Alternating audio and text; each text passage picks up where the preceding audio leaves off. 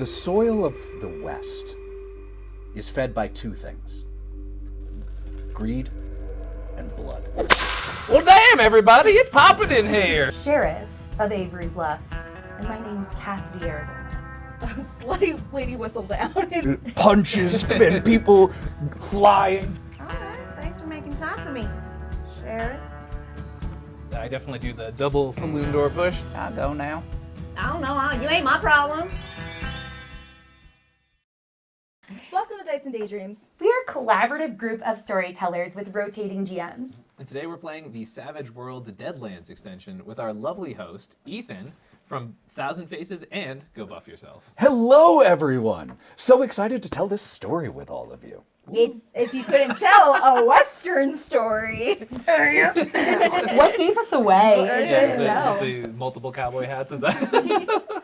I am so excited to get to tell this little story about the town of Avery's Bluff with each and every single one of you. So, I think with no further ado, we're going to go ahead and jump in then. Woo.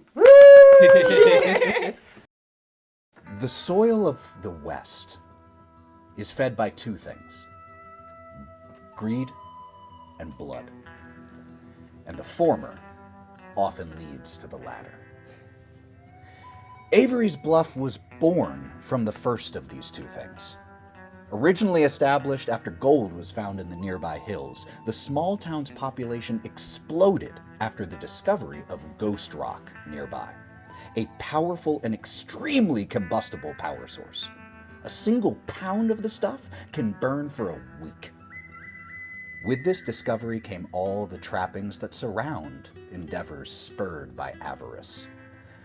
Those looking to profit from the gold and ghost rock, those looking to profit off of that first group through legal means, those looking to profit off of both of the first two groups through illegal means and whatever means necessary.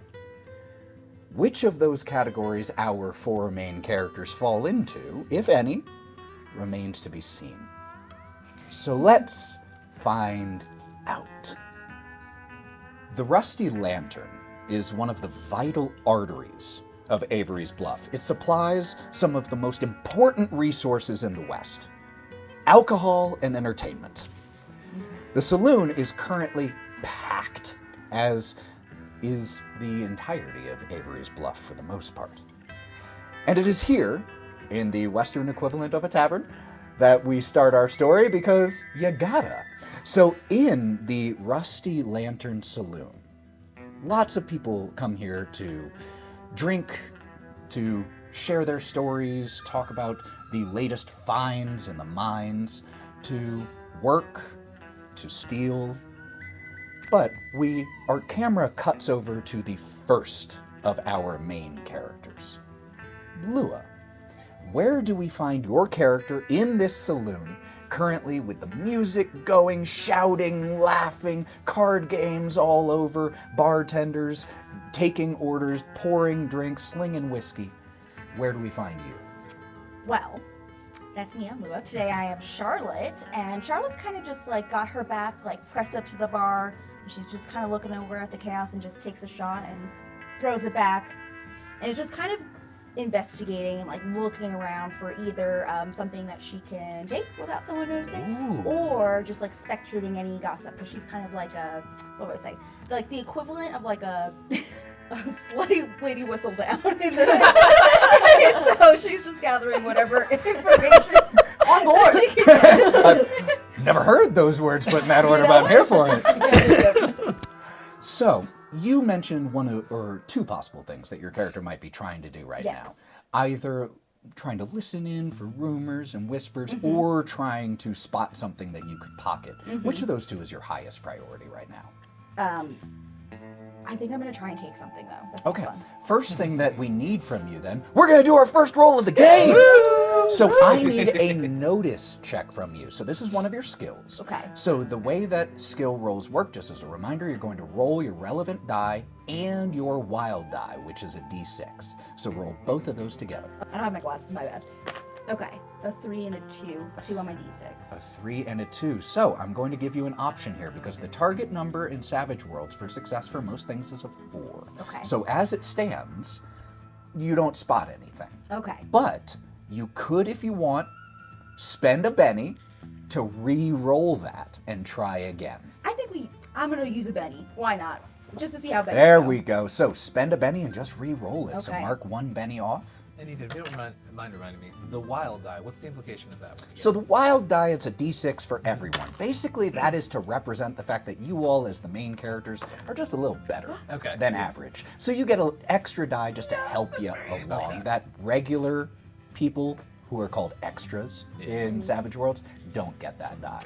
So I rolled a 4 on my D4, and then my D6 flew up here. So I rolled it again because it was off, and I rolled a 6. So both of your dice exploded. You So re-roll roll both of them so again. roll another D4 and another D6. And we're going to add the total together. Juicy. A 3 on a D4 and a 3 on a D6, both are 3. So the highest total between the D6 and the D4 is the D6, which got a 3 and a 6, so a 9.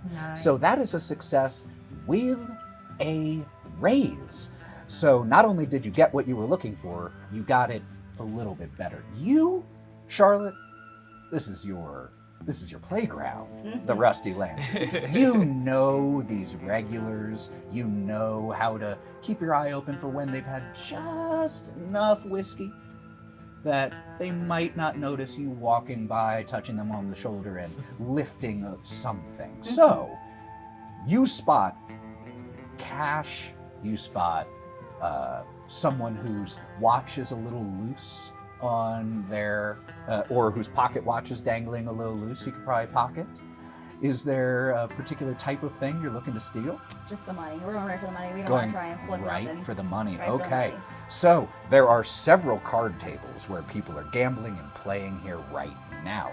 So if you still want to go and try to steal one, I would love you to make that thievery check, and then we'll role play out how that goes depending on what you roll. Remember also, you always roll your wild die, which is a d6. A D6. So 2 D6s? Yep, in that case, 2 d6s.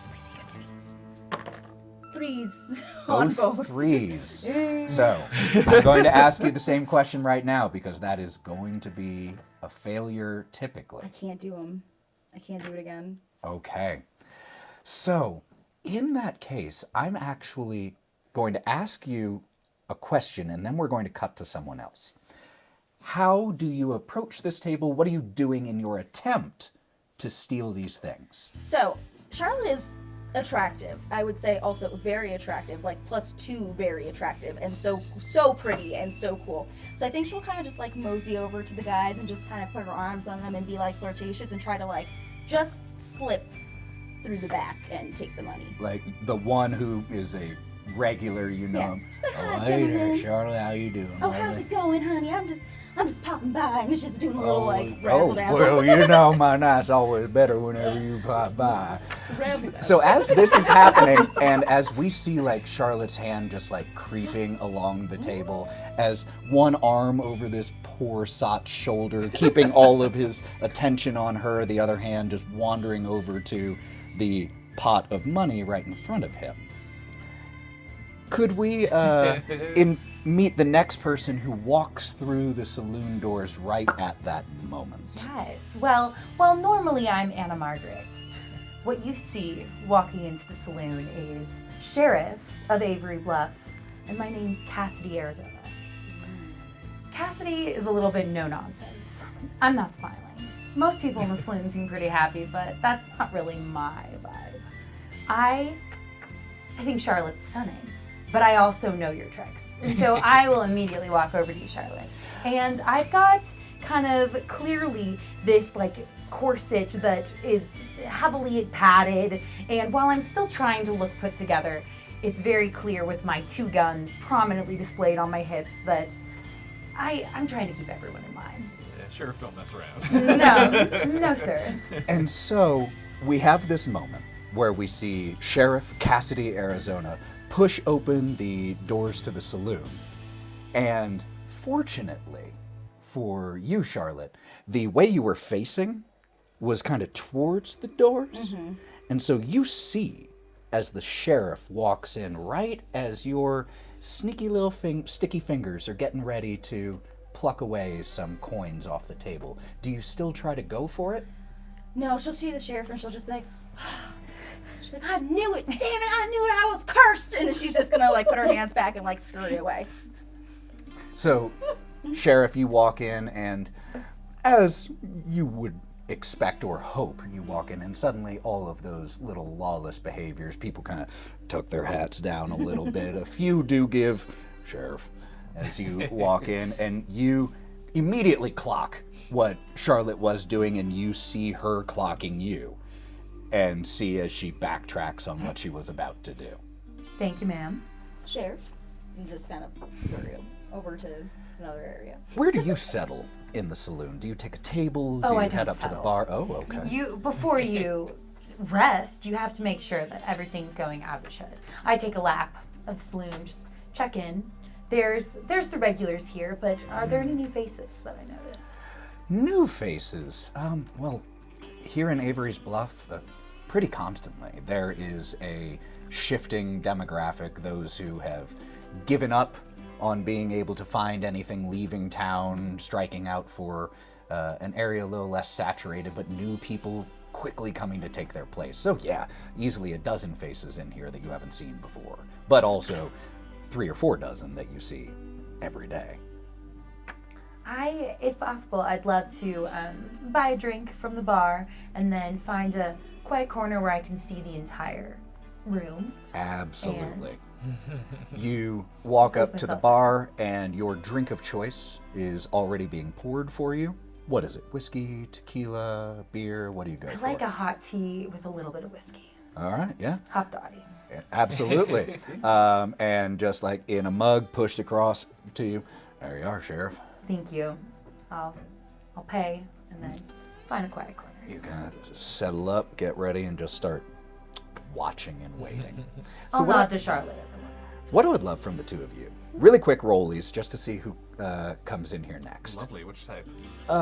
D6s. I would be honored.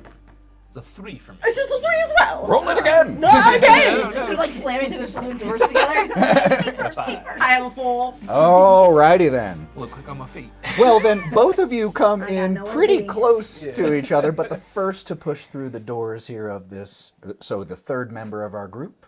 Yeah, hey everyone, I'm Ian, but today I'll be playing Jimberly Kane. Got him.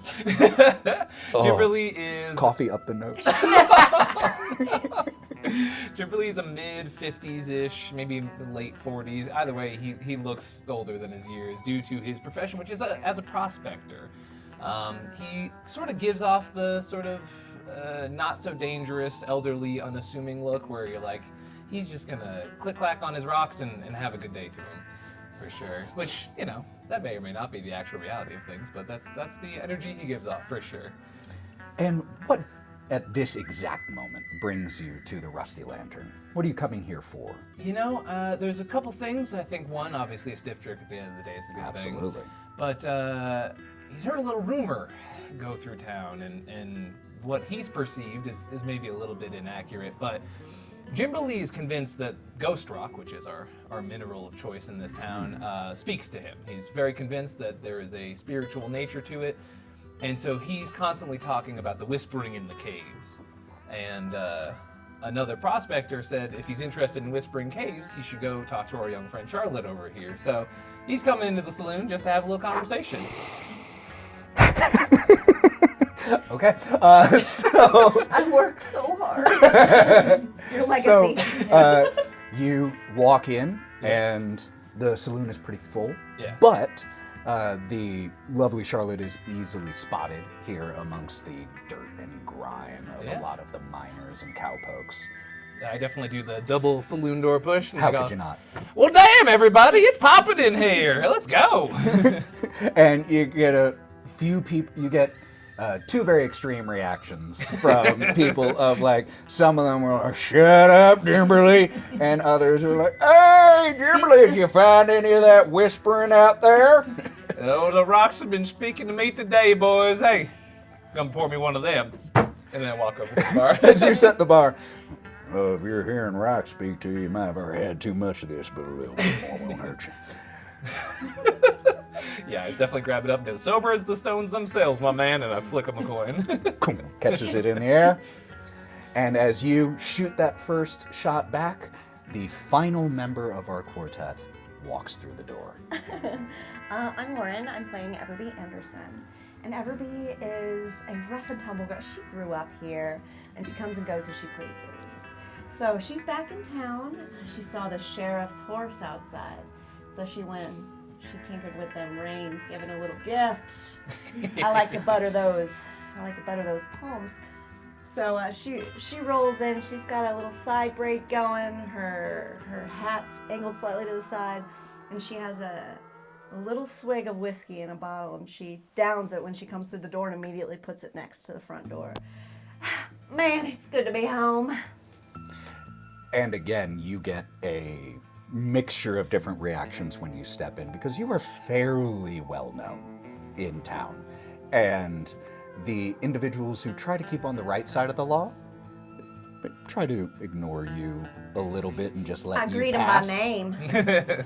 And the others who know of your reputation and aren't opposed to that greet you warmly, some of them even with a little bit of admiration. There are a few chuckles as you step in that, Sheriff, you feel get directed a little bit your way as people look your way and then huddle closer at their table. I am purposely not making eye contact.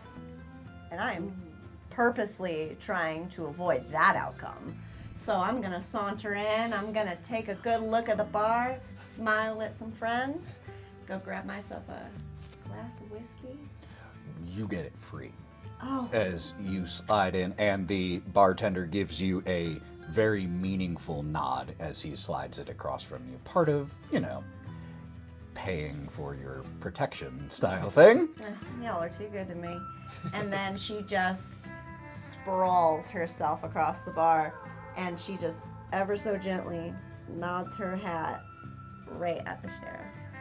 And it's this beautiful moment because we have this packed bar where someone gets up from a stool to provide you a seat, which you quickly claim. You take up more space than is necessary, and you don't even make eye contact with the sheriff as you just do this little hat tip, and yet you know that she knows that that was for her. This is one of those fun tabletop moments where I don't know what's going on either. And I'm like, ooh, what's happening? Spicy. Bringing gifts? History. I did grow up in this town. What do we see from the sheriff in that exact moment, if we were to focus closely? Cassidy's usually very composed. You don't become the youngest sheriff of Avery Bruff, not keeping your cool. She's a little ruffled. If you look a little too closely, I'm sweating. I'm trying not to make it obvious how many glances I'm sneaking your way. Charlotte, with that edge you were talking about, your knowledge of rumors and all of that, you have heard these rumors. Oh, yeah. You have seen. Charlotte's on the way. Okay. Charlotte is on the way. She just goes over there and she goes, "Oh, it's so good to see you, darling." No, not your Oh, chin. not me. She grabs you by your chin, even real better. soft. She's like really flirtatious, just to kind of see if the sheriff will like sweat a little more. She's like, "Wow, darling, it's so good to see you." And then she'll kind of just like mosey away to go look for the guy that popped in earlier, and thinking she could get some money out of him too. Damn, I love this town. I was already glaring at Charlotte after her clear attempt at thievery, and now my eyes narrow a little further. So, as love this fanfic. we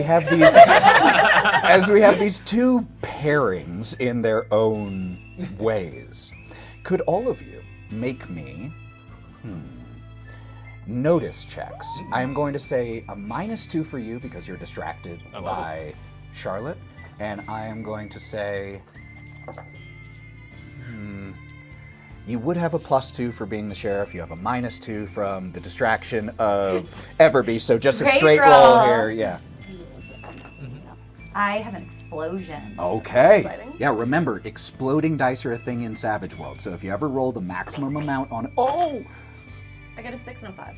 Oh, I thought those were 2 6s. No, I So had. close. I got a 6 on my D6 and a 4 on my D4. So they explode. You got that same roll before, so they explode again. I got ones on both. We never You talked are about this. prospecting elsewhere. We never talked about this, but if you roll a 1 on both of your dice, that is what is called a critical failure. To be clear, I also have a -2 on this, so I'm at -1. Dear. So again, if you want, you can spend a Benny to re-roll it. You don't have to. Absolutely not, partner. Okay. So then, what are our totals? Remember, you don't add the different dice together, you add the same dice together. 8. 8, so success with a raise. 8 and a 5. Which So one am I 8. taking? I'm taking my novice. You take right? the higher one. You take so whatever is higher. Okay, so then 8. 8, so success with a raise. That's me. So my first one was a 6. Do I get to roll that again, or is it good? I can't remember. On what? I got a 6, and then my wild is 5. Neither die would explode. So Okay. Okay. Good. So 6 total. So success, just not with a raise, and critical failure. Heck yeah. So before I tell you all what you do see, I do want to talk to the critical failure really quick, and I just want to know why you notice absolutely nothing. Honestly, I think this is a great moment. I think one of the rocks in my pocket starts talking to me, and I'm just like, "What's up, brother? How you doing?" Take a new Benny. Take a Benny. Take a Benny. Bennies. So yes, just in this moment, we see as Jimberly just pulls out. It's not even Ghost Rock, because if you had Ghost Rock on your person and you pulled it out, you would get jumped at this exact moment for it. But so you just pull out a rock, and you're just like, what? And just talking back and forth to it, so you notice nothing. The rest of you do notice. You notice that, and for the two of you who got the raise, that will carry over here in a little bit. For right now, just succeeding is succeeding.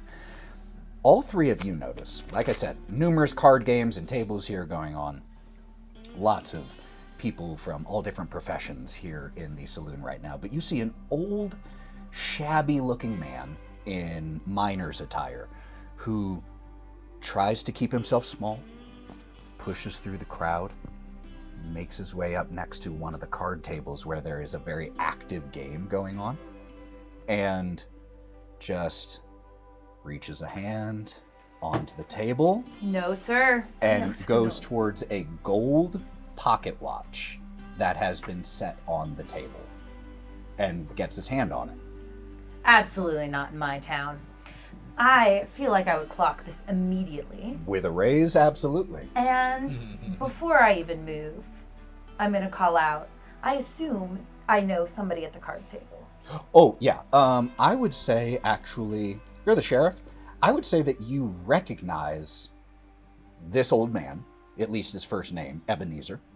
And there is a fairly large fellow at this card table that for some reason Ebenezer decided that was the person that he wanted to try to take something from. And this individual is Buster Brannigan. He is a enforcer for a local powerful family, the Donovans, who own a mine nearby, along with several other ventures. And you notice Ebenezer taking it.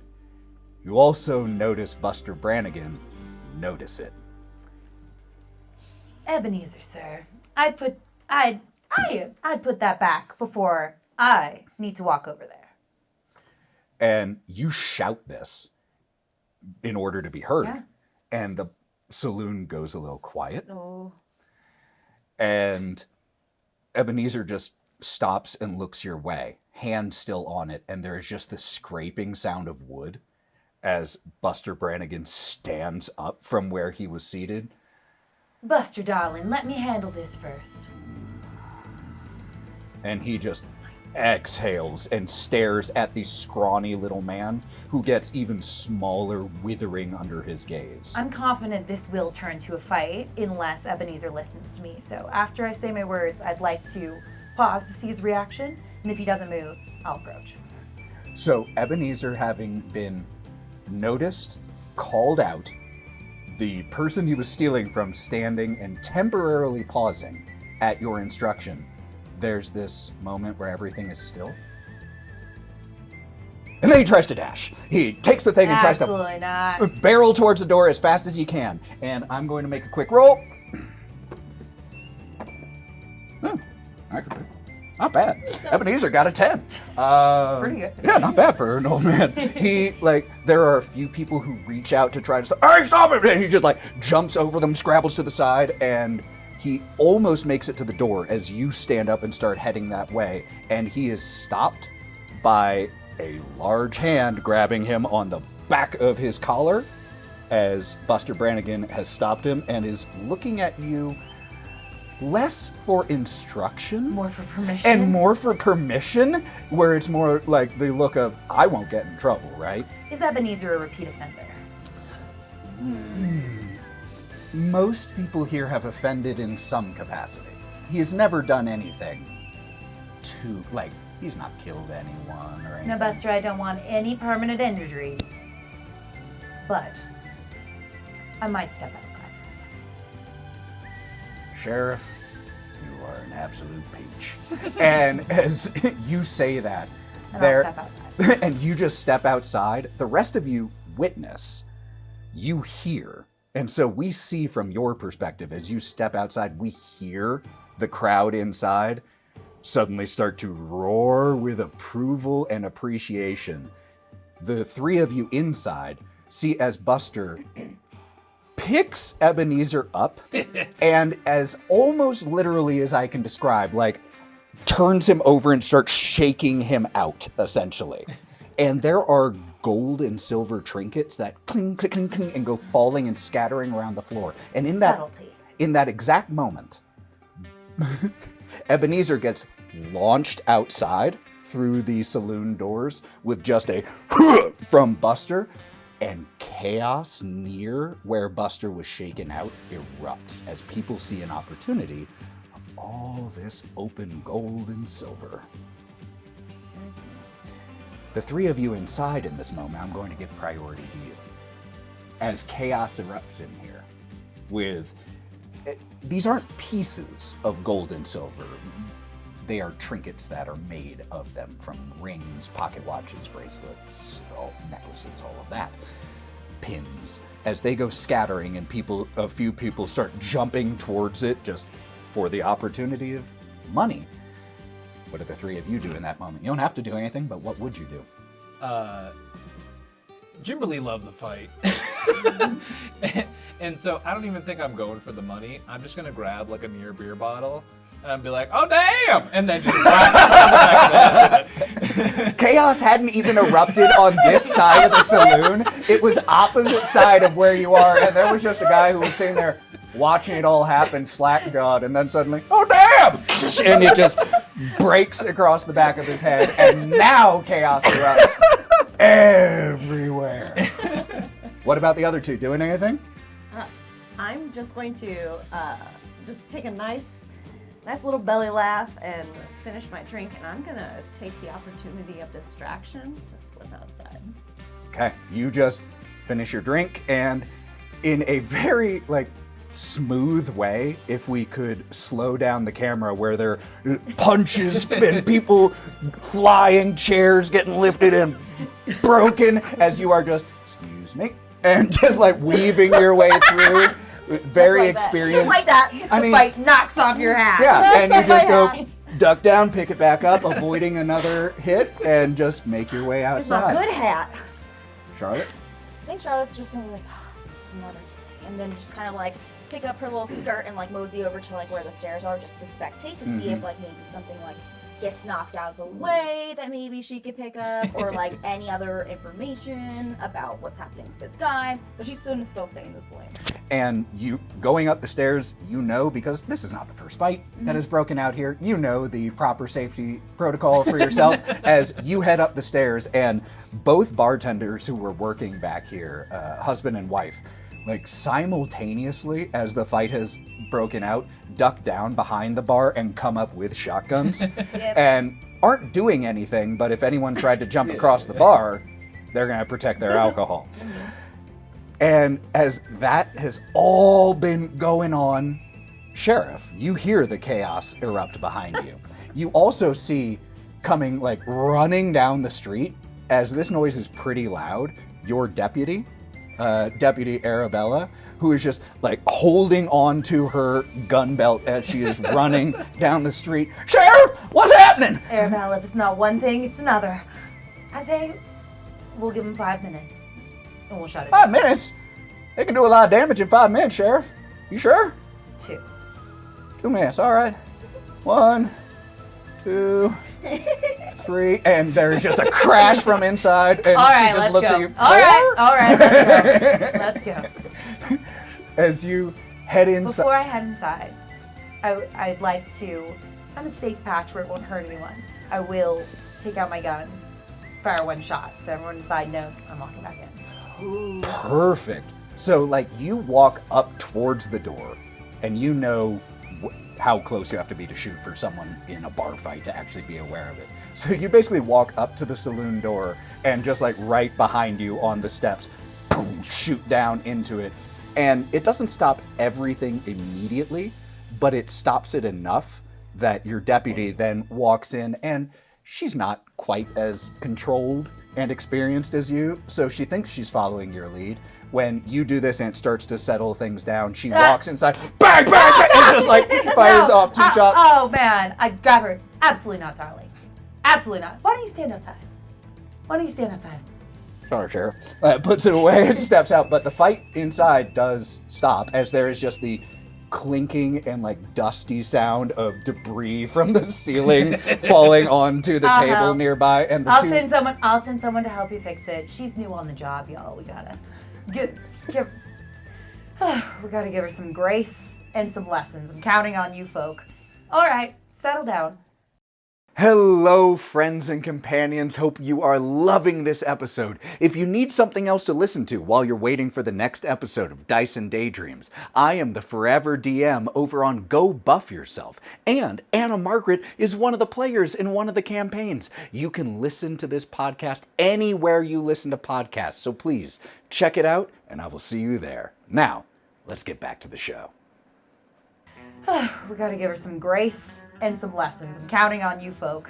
All right, settle down. And Everby, you are, like, right by the door as the sheriff and deputy run in, and you just get a front row seat to this whole thing happen. I get it. I wasn't nervous about Arabella walking outside until I noticed you. Does Arabella leave, or is she hanging around? Arabella followed your instructions, and She's you stepping said, outside. like, get outside. So you watch as, or you can even hear, as the deputy steps outside. Come on, Ebenezer, get yourself up. Embarrassing. Starts, like, picking him up and dusting him off. Confident that she can handle that. I will slowly make my way around, try to settle people back down. Before she meanders away, I don't look at her, but I'm leaned up against the wall, all smooth, you know, real smooth looking. And she just goes, I see you taking on charity cases ain't changed much. And she just kind of smiles to herself. If anybody was looking, I can't stop my body from tensing for a second, but I hold my hair back. I only speak it from experience. Ma'am, I'm happy to chat with you once this is settled. All right, thanks for making time for me, Sheriff. I just keep walking. But I try not to, but I can't stop from just glancing back and nervously adjust my hat and just keep doing my job. And when the sheriff just quickly glances back, are you looking at her or not? But like you see it in the movies where you have you got the hat down, you just got the one eye, and you can see the crease of the smile, a little flush of the skin. Yeah. This isn't my first bar fight. Get everybody settled. So, with the chaos inside the Rusty Lantern temporarily, at least it seems, quelled, what would you all be doing now? Just a reminder, Ebenezer, currently outside with your deputy. You right by the door. You were on the stairs. Are all the items on the floor still? There were definitely some items still on the floor, 100%. And as for you, I do want you to make me a quick roll. Yeah, for Actually, sure. We need to do an Assume opposed. some sort of We need to fight do check. an Yeah. opposed roll here. Could you please make me a fighting roll? Oh man, it's almost like I'm real good at that. So for those of you who don't know, fighting is a skill you can invest in Savage Worlds. So if you haven't invested in it, it's a D4 minus 2, and the target number is higher than 2, so you would have to explode usually to succeed. But if you've invested in it, you get to roll higher I have a dice. D8 in fighting. There we go. So D8 plus a D6. Yeah. That's a 4 on the D8 and a 3 on the D6. And this person's parry, who we were fighting, was a 4. Okay. So you will hit. We're not going to apply damage right now because it's not important at this Yeah, moment. yeah. We're just trying to see whether you won that fight or what's your parry? My parry's a 6. The person who you bashed on the back of the head only got a 3. So at the end of this, Jimberly, you come out quite fine. Yeah. And this Well, poor- damn. and this poor soul that you just clocked on the back of the head with a bottle, who was not involved in the fight whatsoever, just like half-heartedly like turned and like swung at you before falling off the stool and passing out right there unconscious. I pick up the rock and I just go, Steven told me to. I'm so sorry, my friend. And just like from a state of half consciousness on the ground, fine, I understand. I've got bad friends too. I start walking away and whispering to Steven, I'm sorry, I lied. It would have been awkward if I told him you didn't tell me to. I'm sorry to blame you, Steven. Your escape rock. Charlotte? Charlotte will grab like this bucket that's near the stairs for like when there's a drip in the ceiling when it's raining, and she'll like dump out the bucket and be like, I'm gonna get this for the rusty lanterns lost and found, and like go over and try to just put everything in the bucket. The bartenders / owners notice you do this and don't say a word. She brings in enough business, right? So you manage to like scoop a little bit of some things in there Lost that and found. the people who owned them might be currently unconscious and not able to claim them. So who knows? I feel like they have a good like rising tides relationship. Pretty much. I let it happen. Yeah, there are bigger concerns, right? So, with gathering up some gold, not getting your butt kicked, and blaming Steven, standing by the door watching all this chaos, trying to keep things in order. Sneaky glance back at you. You're still by the door? I am still by the door. Okay, if I catch her sneaking a glance, are you moving? Once everything's settled, Oh, I did say we'd talk. we sure did. I'm a lady of my word. Oh, we like that. I will finish once everything feels pretty settled. I'll make sure that I chat with one of the people in the bar that I know does work with roofs, and make sure that they're settled to take care of the gunshots that my deputy set off. problem. Make sure things are settled and taken care of, and then I'll make my way towards the door. All right. As you make your way towards the door and push outside again, your deputy is there and has like restrained but pushed Ebenezer up against the wall so that he can sit there and be calm for a second. And as you step out, Deputy Arabella looks at you. Sheriff, should we get some statements about what happened? I think talking it through could be good. Now, nothing was ultimately taken, although Ebenezer, there quite a few things did seem to fall out of your pockets. Care to share? What's going on? You ask him this, and I do have a question for Everby. You were near the door. Did you stay inside, or did you come outside with the sheriff? Again, I'm very smooth. So I'll be by the door, and I'll let her exit. And when I can hear her voice and that she's working, I will give a couple minutes, come on out, and just start. I will lean both hands over the railing, just aimed out towards away from the bar. Just wait. Got it. I truthfully had thought Arabella had handled this, but guess we're still working. So you step out and you walk up to Ebenezer. And he just looks up at you from where he is. Sorry, Sheriff. You shouldn't pick fights you can't take. That notice check that you made and got a raise on, I told you it would carry over. As you're having this conversation, the porch of the saloon is lit by lanterns out here, and you can see Ebenezer's eyes reflecting the lantern light, but there is a golden gleam to his eyes, like a literal golden sheen partially over his eyes. I feel that that's not natural. And I don't like things that aren't natural. But I don't really trust Arabella right now, so I am going to look up at Everby.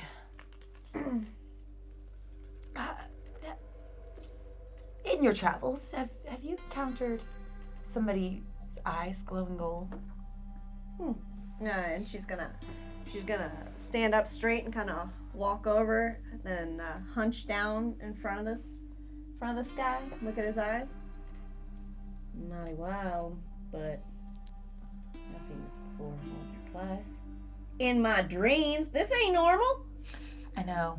As this conversation is happening, the saloon doors push open, as a few people have started to leave just to avoid the chaos. But one of the people who steps out is Jimberly, just still talking to the rock as you step out and see these 4 figures here at the front of the saloon. Can I make an occult roll? 4? I would like my inclination is that despite his madness, some sort of weirdness is associated with his brain, and that the whatever sort of hoodoo voodoo is happening over there, I would see if I can pick up on it. I'll say yes, you can make an occult roll, but at this exact instant, I don't know how much information Jimberly has because he didn't witness any of this. But we can carry that over when it becomes relevant. I'm just more to does my spirit radar go off? Got it, got it, Yeah, 100%. something's Okay, funky. cool. 3 on the D4 and a 4 on the D6. 4 is going to succeed whenever there is information. Right now, it's not like a psychic connection. Sure. But I will say that even looking at Ebenezer, there is something that just smacks of wrongness to you. He was trying to grab a fair number of trinkets. Sure, if that man's got crazy eyes, you better put him down. Sir, And his eyes go wide sir, when I you did say not that. ask your opinion. Sheriff, don't put me down. No. I'm more inclined to find a doctor. Can you describe to me why you took those things? And as you start actually asking questions about the crime, suddenly his jaw tightens and he sticks his lower lip out a little defiantly and crosses his arms. Would you mind if I tried? What? I promise I'll stay within the lines. Alright. The lines are very I broad. promise I'll stay within some lines. Hey there. Where have you been hanging out lately, Ebenezer? Why should I tell you? Well, and she pulls out her gun and just lays it, and she sees you check her, and she just goes like this. She'll just laser. Because I don't like the way you're looking at me. Just tell me. Come on, you know me since I was yay high, and I'm gonna try to persuade him to talk to me. Is that persuasion or intimidation? Oh, it could probably be intimidation. I think with the gun there, I mean, I'll let you make. Can I? Oh, this'll thing? Can I give her advantage because I'm there? So there is an advantage, but you can assist. Yeah, so can I you assist? can make the roll as well, Okay. and if you hit a success, it will add 1 I will assist to. you. Huh? We so used this to be is- a good team. This is going to be an opposed That roll wasn't against my choice. Ebenezer. Well, We're doing intimidation. yes. Okay, I got a D6 on that. Oh, I'm not intimidating. I have a 4. 4. Well, you beat his. So as you just say this, but let your gun just rest on your thigh, and where his eyes go and lock on it, no longer making eye contact with you as you are encouraging him to spill the beans. Yeah. Well, we've been Donovan's gold mine is where we all been setting up down lower levels. It just please don't hurt me. And she's gonna. Oh, don't worry. Donovan? That was the man who tried to take the pocket watch from him. Well, Donovan is the owner of the mine. Buster Brannigan works, Buster Brannigan works for for the Donovan. Donovans. See, you just got them nice, pretty soft hands. Sometimes you need a sharp word every now and again. And she gets up and puts her gun down. Thank you, Ebenezer. I'll go now. I don't know, you ain't my problem. And looks at you. Arabella, we need some of this paperwork done. No, he does not need to be held, but why don't you take him back and get a write-up for us? Then send him on his way. You got it, Sheriff. Come on. Again, he does not need to be held. Just get a write-up, send him on his way. Yep. I try to make eye contact with Arabella and just like do one of those like, look at her, look at gun on hip, look at her, look at gun on hip, and then just put my glasses back up. And when I clock this, I'm gonna look at you. Oh, you're the guy that don't you talk to rocks? I feel like Yes. at this moment, Charlotte, you have sifted through what you've picked up and also realized that lingering here with all of that might be a risk.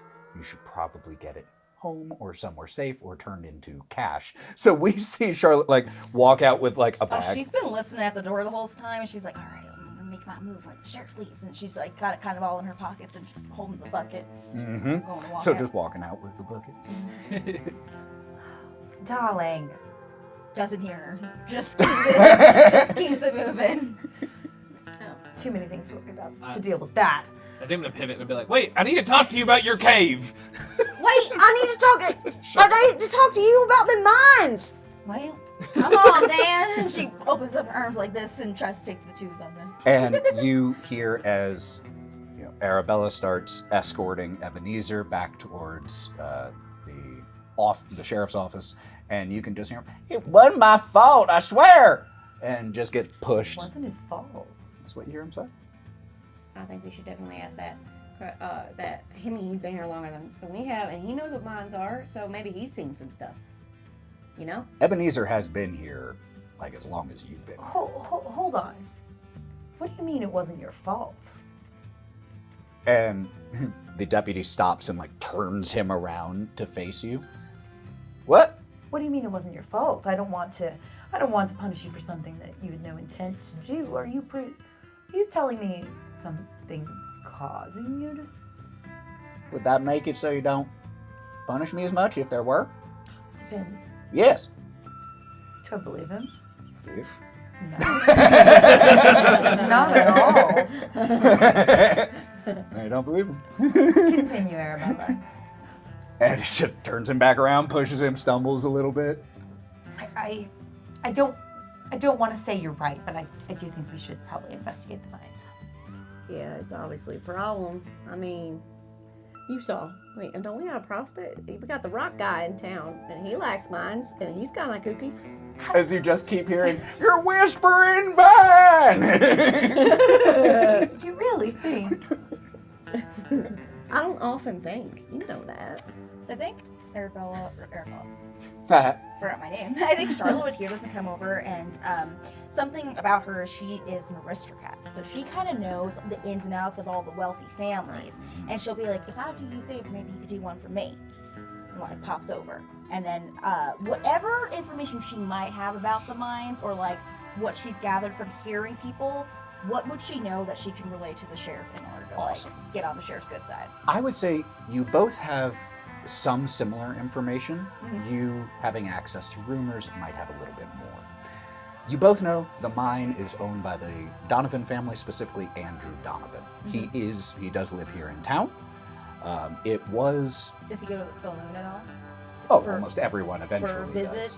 He a little bit less so because incredibly wealthy, so anything he needs tends to come to him. He's got somebody on payroll. He doesn't have to go out. I was just seeing if he was there for a visit. Oh, Of the if night. you want to, if you want to make it canon that he Of has the visited with you extracurricular. either at his place or yours, then you two can have visited. Right, just in case something's relevant. 100%. Just in case that's relevant. So I would actually. I need an answer, yes or no, whether he has had a visit with you. I would say yes. Okay, Yeah, then you yeah. would know a few more things. Yeah, of course. Based Hell yeah. straight from all the the horse's same. mouth, and that is that He's a He is now. the gold mine has largely dried up, and it isn't as actively being mined anymore. So that would be an additional piece of information that you probably wouldn't know, because that's not something that they like to Yeah. spread far and wide. And this guy, he was saying he was in the mines, and the mines just completely dry. Are you making the claim that he's lying about where he's been setting up, or that they're looking for something else there? I think it might be either a front, or that guy's definitely lying, or there's just so many things it could be, but I just think that it's a little too eerie and weird for me. Are you suggesting that you're going to help investigate this and that you need what you've procured tonight to do that? I will say really quick, for you, Sheriff, the idea of getting help is very attractive to you, because Yes. literally, it is you and Arabella as the law. And leader. she, You have Bless one her heart. person. bless her heart. Listen, I'll help you here with a few things, and then in the future, I just need you to help me with like maybe one or two things, maybe just looking the other way. Real small, nothing murder, nothing crazy, just like real small. I love things. that. That's my new favorite phrase. Nothing murder. You know how hard it is for us women out here in a man's world, and we're just trying to make it and survive. So, You notice that as you say that, I immediately all right. calm a little, and I agree. The moment you opened your mouth, I knew you were gonna go for it. Knew she, because you see this little smirk on her face, but she says nothing as she watches y'all interact. And also, Jimmer's still on my arm as I'm Oh, okay, talking. okay. Because he's Oh, just because of the hanging out case. here. Yeah, Because that's we right. were gonna go. He's just hanging out. Wait a minute. The Donovan mine. I ain't done any picking in there in a long time. I could come along. You know how to pick? I pull out a what's it called, ghost steel? I could pull out a ghost steel pickaxe, be like, do I know a thing about? I drop it right on my foot, and I went, well, damn! Wow! He's been picking as long as Yes. You're so strong and smart and handsome and Well, beggars can't be choosy. Yes, I'd love both of your assistance in Steven this. says so all the time. oh, Steven.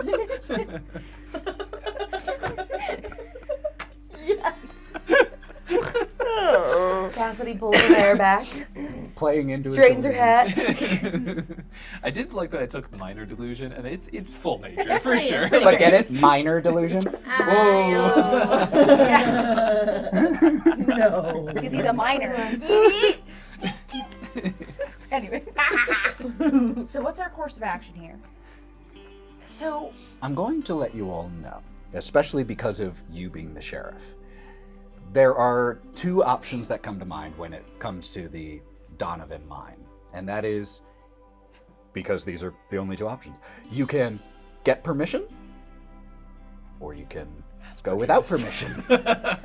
And What kind of those town are is the this? first two branches, and then from there you can make some additional. What kind of man is Donovan? Would he allow for forgiveness for an old friend, or is he like a guns akimbo? Like what? So what I will say about It's like Andrew Daniel Donovan is he is a businessman. Yeah. And he is not unreasonable. However, he is also very sharp, very intelligent, and you feel like that it's possible to persuade him, that you could get him just to give you permission to go in. It's also possible that he could say no. if you Cassidy will don't. absolutely not sneak into the mine. Okay. I think he might listen to me. I think he might, and also, Everybody listens to you, sweetheart. if somebody is attempting to steal from one of his workers, think there's cause for an He investigation. wouldn't want it. Well, we can check his eyeballs. Yeah, that guy out front, his eyeballs were all swimming, and I was gonna ask you, do you ever seen that before? And you clearly have. I mean, listen, Damn. out here, people got crazy eyeballs, you put them down. That's all I'm saying. Sheriff don't agree, that's fine. Man's got crazy eyeballs, I think is a problem. While I don't agree with your method, I do think this is a case of something severe. We don't want it in our town. Well, Maybe if also- one person's eyes are glowing gold, You do know how crazy that sounds, right? I do, and I don't like the sound of it at all. I didn't think you would. Sheriff, we maybe want to update your deputy to maybe Absolutely keep not. homeboy. Oh, yeah. No, I'm saying to keep homeboy in the jail for a Keep him little in bit. there. You You think know it's what I mean? back. catching? Not a bad call. Maybe we Yeah. divide and conquer. Why don't two of us go to check in? Maybe take one of these and see if he acts all weird, like a bloodhound or something. When he sees it, he's like, Like a cat? It's a good call. bloodhound. Yeah, all right. It's a dog. If two of us go bring some gold, see how Ebenezer reacts, and then maybe, since you have a connection to Andrew, maybe we go and say that as a matter of safety, I like somebody he trusts, we'd like to investigate the mine. And Ebenezer was more inclined to talk to you. Do you think you could? Yeah, and Donovan don't like me much. I stole from his kid once. I was like 6, and he still. Don't tell me. He still just looks at me. Well, all right. I look. Oh shoot! I already knew that one. Yeah, you did. Okay. It's all right. Charlotte will like go and like pass it to you and just be like, oh no, and then like hand it over to Everby just to be like, well, see what he does. All right. Oh, it's a piece of gold? Yeah. Oh, I was just about to ask about that. Yeah. Well, damn, you got gold! I'm rich. Yeah, biting on actual gold hurts. I just see people biting it, but it's real hard. Everybody has less teeth. Can I get a taste? Yeah, you don't get Especially a when little it's bit when it's still the ore. It's real Are we good. sure we're splitting up the party the right way with this here? Because they're just sitting with it. We're like, Are you that's so sure? professional, and we're here not eating gold. To give you my professional opinion, I'm not sure. That said, I think we two are best suited to talk to Andrew, since you've mentioned you know him. Yep. And hopefully my presence will give an air of legitimacy to our endeavor. Okay. I'll let you take point. Good luck and Godspeed. Also, I hope you like your new reins. I know you like lilacs. They're embroidered just like you like. I immediately go check on my horse. And there Is Midnight is- looking okay? Midnight looks fine, but the kit that Midnight is dressed up with is a little different. What did you add, Everby? Well, I travel around a lot, and I know she liked her horse, so I made sure that she got fresh leather bridle and reins, real nice, and little lilacs on the side, so everybody knows she And comes. it is high quality. Your Midnight's gear had been wearing a little bit thin and old, you know. It happens over time, but it is all fresh and new and oiled and beautiful. Don't have feeling where this might have come from, but Midnight deserves the best, and so I just give her a little pat. Yeah, Pull out an apple from my purse. you do remember about a week or two ago hearing reports from a nearby town as one of their shops had a number of beautiful handmade reins and saddles and kit go missing. It seems to fit this description fairly well. Charlotte will be like, I knew I liked that Everby. We ain't got time for a love story though, sure. We gotta go! Also, the mental image of you having a purse with a bunch of apples in it is awesome. Isn't it great? Yeah. It's amazing. I've got a lot of things in there. Handcuffs, apples. Y'all, Ammo. I love this town. Yeah, I didn't say this in the beginning. I do have the Western equivalent of a duffel bag on at all times. Every day he's duffling. Okay. Anyway. So, are we sticking with the splits Yeah. that we were talking? Yeah. In that case, so we see Charlotte and the sheriff start heading towards Andrew Donovan's office and home, while Everby Anderson and Jimberly Kane start heading towards the sheriff's office to get a little bit more information out of Ebenezer. And we will pick up there next time on Dice and Daydreams to see what happens. Thank you all so much. See you soon. Chaos and gold. Yeah.